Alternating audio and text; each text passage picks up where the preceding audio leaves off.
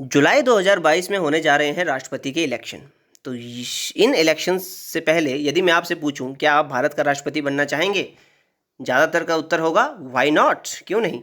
तो यदि आप भारत का राष्ट्रपति बनना चाहते हैं तो जान लेते हैं उसकी क्वालिफिकेशंस क्या क्या है। तो जो सबसे पहली क्वालिफिकेशंस है, आपको भारत का एक नागरिक होना पड़ेगा। केवल भारत का नागरिक ही भारत का राष्ट्रपति बन सकता है। तो बांग्लादेशी घुसपैठियों और रोहिंग्या आपका नो चांस। इसके बाद आपकी जो मिनिमम एज है वो होनी चाहिए 35 ईयर्स। तो यदि आप 35 साल के हैं तो आप भारत के राष्ट्रपति का चुनाव लड़ सकते हैं इन दो कंडीशंस को फुलफिल करने के बाद। तो मेरा भी कोई चांस नहीं, क्योंकि दूसरी को मैं फुलफिल नहीं कर पा रहा।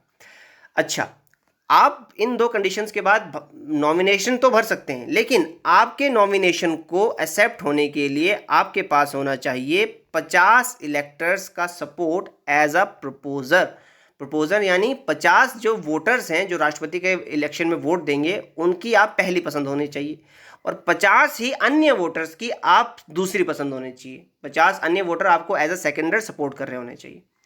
अच्छा, अब जो इलेक्टर होते हैं राष्ट्रपति के चुनाव में वो आपके अगल बगल दाएं बाएं आपको इतने आसानी से नहीं मिलेंगे। क्यों? क्योंकि राष्ट्रपति के चुनाव भारत में इनडायरेक्ट इलेक्शन होते हैं। इनडायरेक्ट इलेक्शन यानी आपके चुने हुए प्रतिनिधि आपके लिए आपका राष्ट्रपति का चुनाव करते हैं। तो जो इलेक्टोरल कॉलेज होता है राष्ट्रपति के चुनाव का, इलेक्टोरल कॉलेज यानी वो वोटर्स का समूह, उसमें शामिल होते हैं इलेक्टेड एमपीज और इलेक्टेड एमएलएस। तो आपके कॉन्स्टिट्यूंसी का आपके द्वारा चुना गया एमपी और आपके ही स्टेट के सभी इलेक्टेड एमएलएस टेक पार्ट करेंगे as a voter in the election of president.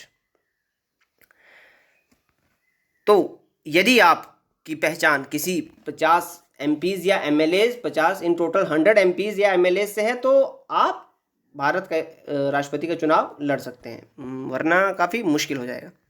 अच्छा, जो नॉमिनेटेड मेंबर्स होते हैं वो राष्ट्रपति के चुनाव में एज ए इलेक्टर नहीं शामिल होते, वो इलेक्टोरल कॉलेज का हिस्सा नहीं होते। और ये जो कंडीशन है 50 इलेक्टर और 50 प्रपोजर और 50 सेकेंडर वाली, ये हमेशा से ऐसी नहीं थी।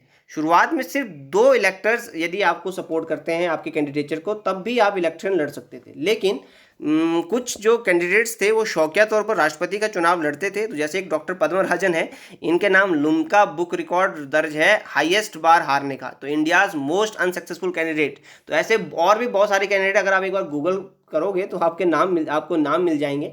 तो ऐसे लोगों को राष्ट्रपति के चुनाव से जो शौकिया तौर पर जो नॉन सीरियस कैंडिडेट होते थे उन्हें राष्ट्रपति के चुनाव से थोड़ा दूर रखने के लिए, क्योंकि चुनाव एक काफ़ी महंगी प्रक्रिया होती है, काफ़ी खर्चा होता है इसमें, तो सरकार का खर्चा बचाने के लिए फालतू और सिर्फ सीरियस कैंडिडेट ही इलेक्शन लड़ पाएँ राष्ट्रपति का चुनाव, इसीलिए ये कंडीशंस इतनी स्ट्रिंजेंट बनाएगी बाद में। धन्यवाद, नमस्कार।